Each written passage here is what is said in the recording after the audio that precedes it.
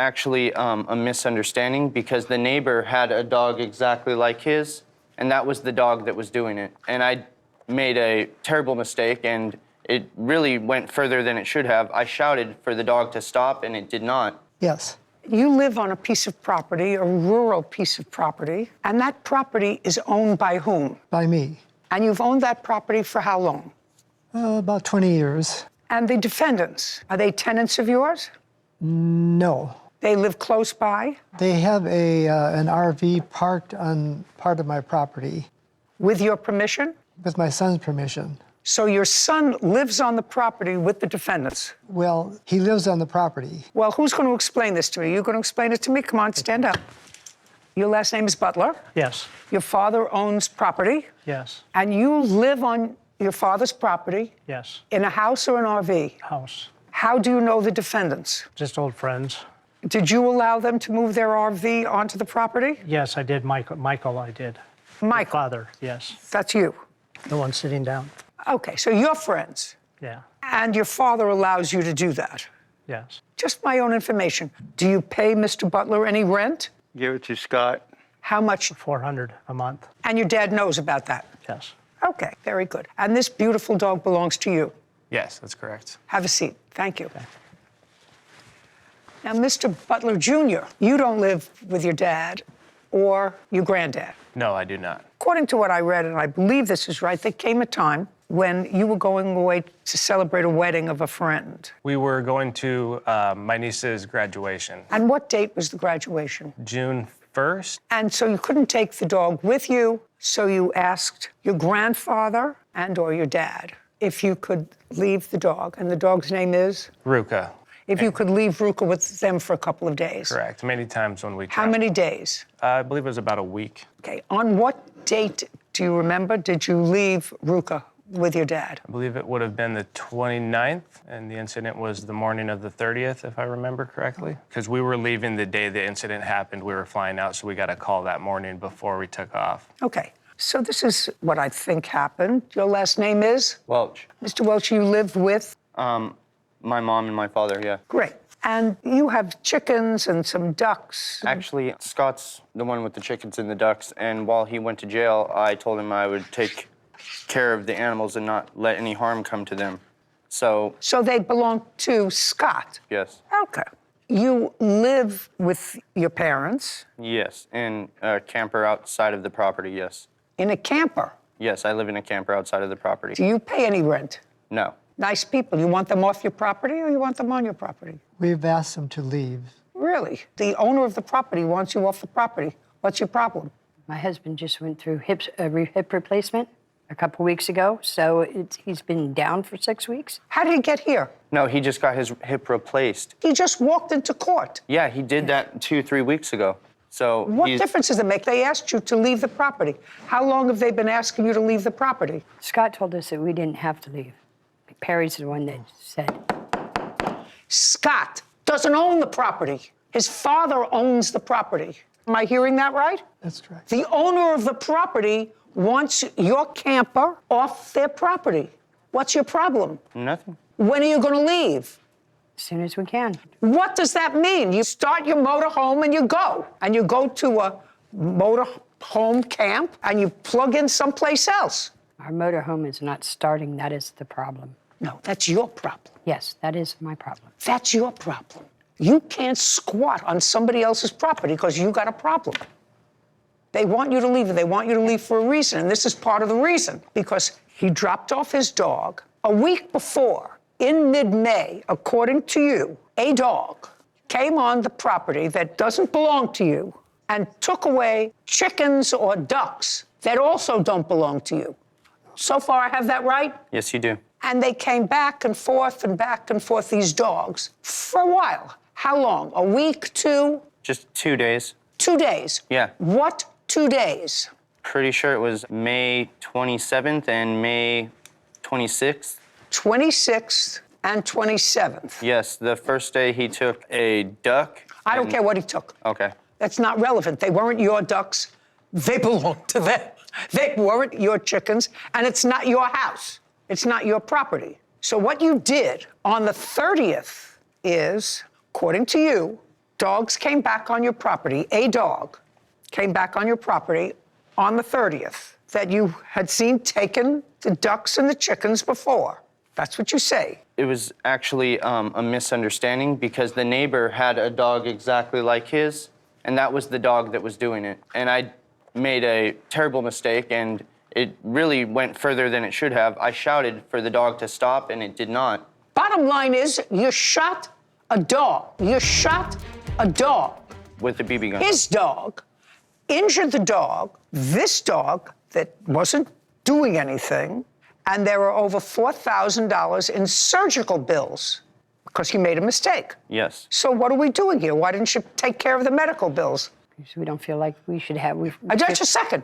I don't care about you. Yeah, I didn't take care of the medical bills because I didn't feel like I should have to be put the whole bill on me. Let me ask you this question. I wasn't holding the gun with you, right? No. Sarah Rose, she's sitting here, you never saw her before. No, She never. wasn't holding the gun with you. No. Now, your mom didn't say to you, shoot the dog. Did your father tell you to shoot the dog? No. So you did that all by yourself? Just answer my question. That requires a yes or No, a no. I did You not shot do the it all dog by all by myself. yourself. Well, yes, I shot the dog myself. Right. Yes. So now that you say you shot the dog yourself, you shot the wrong dog, right? Yes. You had no right to shoot any dog, but this dog certainly hadn't been on your property before because it had only been dropped off the night before. This was a visiting dog. Let's say instead of a visiting dog, he dropped off his twin boys, and they would come on the property, chase the ducks and chase the ducks and chase the ducks, and then they would go home. And then another kid that was pretty much the same size as those kids came on your property, and you thought that that kid was the one that was torturing your ducks, stealing your chickens, so you shot the wrong kid. No, I wouldn't do that Why not? because that's a child. Really? Yeah. So you think that shooting somebody else's property, attacking somebody else's property, and you shot the dog multiple times. With a BB gun. And the BB gun. Would you like me to do that to you multiple times and then try to say to you, you know, it's just a BB gun. Just stand there. Don't be a sissy. It's just a BB gun. It can only sting you unless you get it in the eye or unless you get it in a vital organ. I wasn't shooting at vital stuff. I was shooting at the body of the animal. I wasn't trying to shoot at its head or its eyeballs or anything like that. Then you say, I'm sorry, I made a terrible mistake. I will take care of the vet bills because I made a mistake. It's my mistake. Why are we here? I understand. You're right. Perfect. When are you moving off the property? As soon as I get back there. As soon as you get back there. How far away is it? I'd say about 3 hours away. It's in North Palm Springs. Fine. You have a car? My car is broken. That's why I'm still there. It's because my car is broken. How long has your car been broken? Probably about a little bit over 9 months. Other than camping out on the property, what else do you do? Also, I'm not on the property, actually. I'm off of their property in BLM land. And where? I'm on Bureau of Land Management land. I'm not on Scott's. So you're on my land. Probably. I didn't give permission to be on my land. What are you doing on my land? I don't know. I guess I was just hanging out there. Can I see the vet bills, please? Yes. Scott, Yes. what were you doing in prison? I was in jail, For what? receiving stolen property. What kind of property? I was buying and selling cars, and I had some I shouldn't have had. Okay. And how long did you spend incarcerated? 3 months. Okay. Do you work? Yes. What kind of work do you do? I do boilers now. When did you first tell them that you would like them to leave the property? It was about 6 months ago. Michael Jr. is one I told to leave. Just him? Michael Sr. has been there for a while, and I've always got along with him. And then Lisa sort of came back onto the property, and so did Michael Jr., which I never wanted him there, but he just wouldn't leave. You know what you did to the animal that you thought was Apparently. on your property that wasn't your own? Did you ever think that you're on property that's not your own? Oh, I knew I was. You know you are. I'm trying to draw an analogy there for you, sir. You're missing it. No, I didn't miss it. I understood what you're saying, but I totally understand now what is going on. Well, get off his property. No problem. What are these three $50 receipts for? Lisa agreed right after the shooting to pay the bill, and then she paid me two $50 amounts, which I gave her receipts for. Okay, judgment for the plaintiff in the amount of $4,156.48. Thank you very much. Well, I appreciate the fact that she ruled in the way that she did. I feel like we've gotten justice for Ruka. When I called and told him that I had shot the dog, he mentioned a few hours later that it was his son's dog.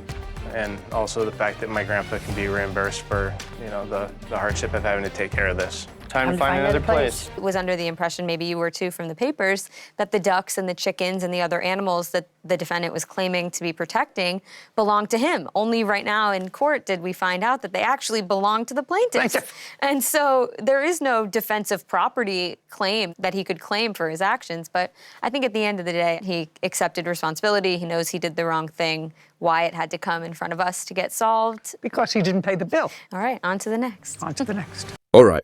This case is what happens when stupidity meets entitlement. Because a man shot an innocent dog, then walked into court acting, confused about why he should pay the vet bill. Let that sink in. You got a family leaving town for a few days. They leave their dog, Ruka, with relatives on family property. Simple favor. Easy situation. Feed the dog. Watch the dog. Mind your business. But no. The defendant decides he's the sheriff of land that doesn't even belong to him. He sees a dog, assumes it must be the one bothering ducks and chickens, grabs a BB gun, and starts shooting multiple times. Not once, multiple times. Then the best part, he admits in court, wrong dog, wrong dog. So now we're not talking about protection, we're talking about reckless nonsense. You hurt an innocent animal because you guessed. That's it. And Judge Judy absolutely shredded that excuse.